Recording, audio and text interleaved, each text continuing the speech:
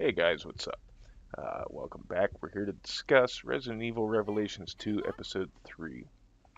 This will probably be a little shorter than the last two because, really, as far as uh, overall gameplay, there's not a whole lot to talk about.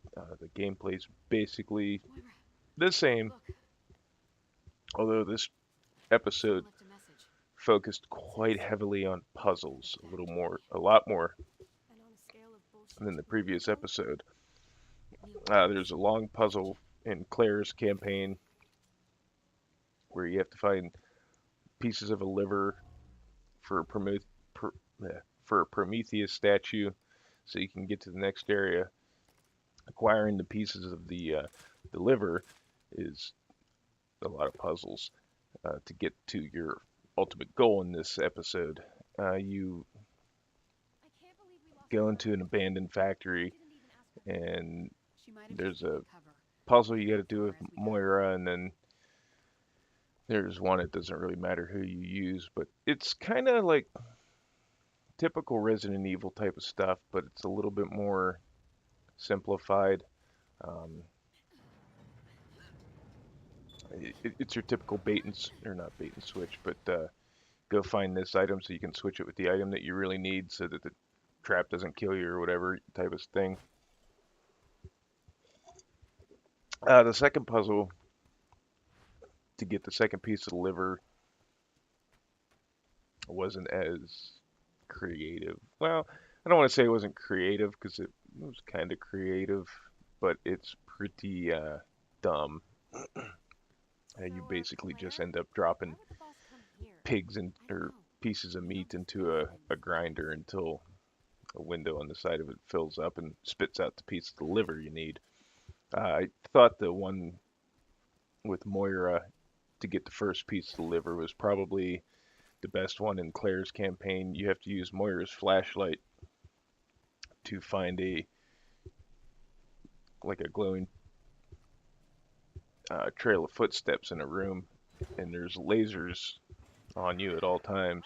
And if you veer off from the path of these footprints, then you get shot and instantly die. There's no, like, you get shot and get back up and continue on. It's game over. And while that's not actually the hardest thing to do in the game, I thought that was kind of neat. Um, and then the other one's just like your basic little like switch the items, like I said, or you're gonna get squished by the spiky ceiling. Um, the boss fight in Claire's campaign was a little eh. It was kind of like your typical Resident Evil big boss, like I mean like size-wise big boss type of fight. It kind of reminded me of like a cross between Wesker and maybe the Nemesis to an extent without like a rocket launcher. But it wasn't real imaginative, which was kind of sad because, spoiler alert, the virus used to make the boss that you fight in this episode was Ouroboros. And I thought the Ouroboros bosses were pretty creative looking in the in Resident Evil 5, but this boss was kind of just like the Hulk with a couple of tentacles. Um, Nothing real special.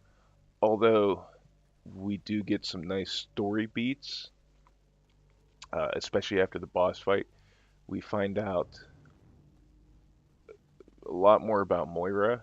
We find out why she has an aversion to firearms, and we find out what happened between her and Barry that kind of made her the way she is. Um, the underlying plot gets fleshed out a little bit more for the main part of the game. You find out how they ended up on the island and why, and things of that nature, and it gets pretty interesting. The story's picking up, and I'm looking forward to see where it goes in the fourth episode. Fourth and well, I don't think it's the final episode because they got a bonus episode. But to see where it goes from there, I'm looking forward to. But by far, the most interesting part of the game. I'm finding is Barry's section. Barry's section had a little bit more story to flesh out. There was the opening is a wonderful bonding between Barry and Natalia that, despite the voice actor for Barry kind of being a little bit more suited for like the tough and gruff lines, uh, did fairly well. There was a couple, and this is Resident Evil in general. There was a couple awkward deliveries, but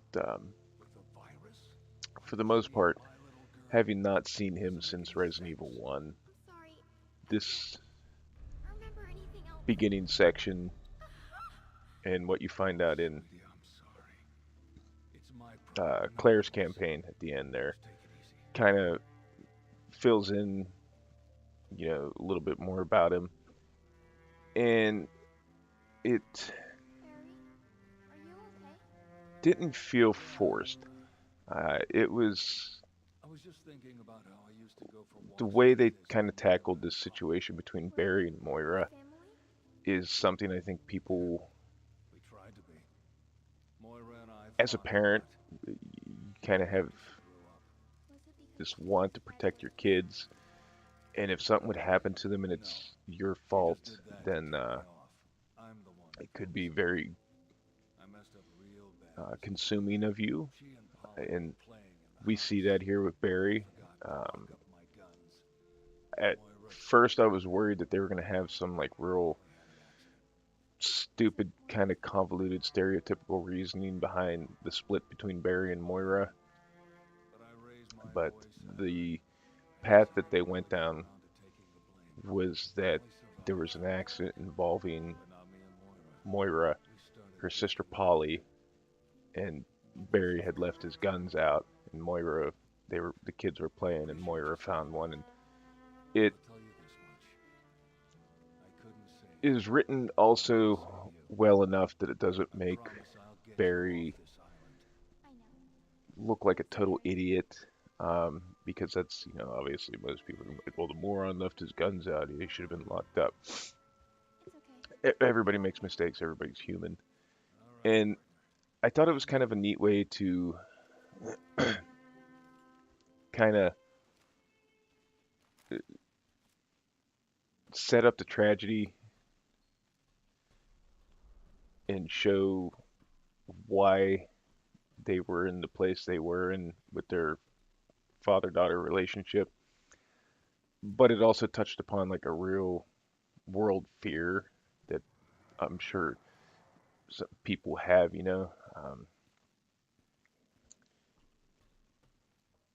And that was an interesting bit, and it provided some bonding between him and Natalia, who I think there's something really strange going on there, but we'll see where that goes later on.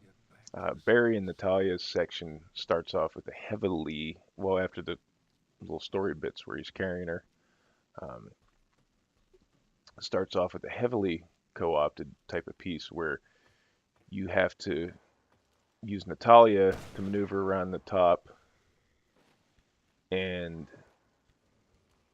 of the level and unlock the sluice gates, and Barry's walking around down below. Now Natalia obviously can't really defend herself too well, other than the use of bricks and smoke bottles and stuff like that. So you have to switch between the two of them. Using Barry to dispatch enemies, and then switching Natalia to open the sluice gates. This is present in Claire's campaign too, to an extent. You're in a burning section of a factory, and you have to switch between the two characters to close off gas valves to let the other character progress further. And then Claire does most of the enemy dispatching, but Moira can defend herself if need be. But it was kind of neat. Made me kind of. I was hoping maybe they would have had online co-op. It would have been good for those parts, but to make wish in one hand. All in all, before I forget, there was some major criticism leveled at the guess, puzzle for berries section where essentially you're in a mine area and you have to get a box from one end of the mine area to the other end to power up an elevator. And I was dreading that part going into it because I had read the reviews and I'd heard about, I'd seen people bitching about it on Twitter, so I thought it was going to be absolutely horrible. It's not perfect, but the level of suck that I thought was going to be involved wasn't nearly as bad as I had anticipated. It wasn't my favorite part of the game thus far, but it was not, I don't think, the worst part of the game. Um, and even if it is the worst part of the game, that's still saying something because it wasn't really that bad. But all things considered, it was the pacing slowed down a lot gameplay wise in this chapter or this episode, which is fine. It needed it. Episode 2, like I said in that video, was pretty heavy on the action, so it was kind of nice to have a more reined in episode where things kind of calmed down and you took a breath a little bit. But I'm sure it's going to be ramping up again. This episode was probably the longest one, but I don't know if that was because of the length and tedium of some of the things you had to do. Uh, as I said, the box puzzle thing in the mines wasn't as bad as I had thought, but it was kind of tedious. But all in all, the game is keeping a nice momentum. Um, Hopefully, it can keep that momentum going, and we'll finish off good. Still not sold on the episodic nature of the game, but as I said before, I think these Revelations titles are kind of like Capcom's way of seeing if ideas will stick, as opposed to trying it out in a full-fledged Resident Evil numbered release.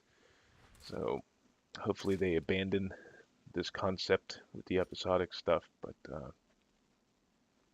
gameplay wise and the atmosphere and stuff like that, I hope they keep. I kind of think that this game and the first Revelations had like that nice balance between the kind of creepy, survivally, uh, more horror themed stuff that was in the original